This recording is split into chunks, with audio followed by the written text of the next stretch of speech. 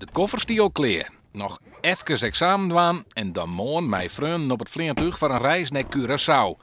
Maar het rint oors. Het vrijjaar van de morgen dat Fransen die uitsteld wordt. En ik dacht van, nou, dat kan niet. Dan moeten we aan zijn omboeken, maar dat kan helemaal niet. Dus ja, in het ergste geval moeten we gewoon €800 dokken voor een nieuwe ticket.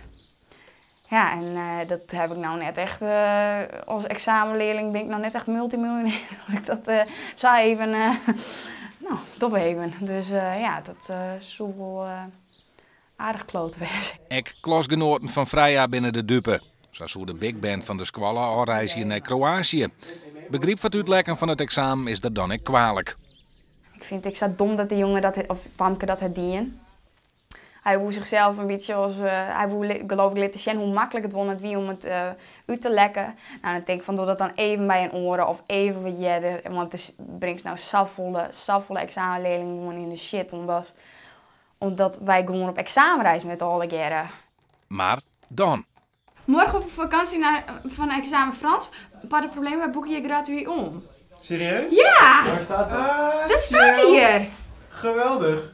Op Twitter? Ma'am! Serieus? Ze boeken die gratis om! Zou het echt weer wezen? Het staat op Twitter. Ja, tuurlijk, dat zie je toch?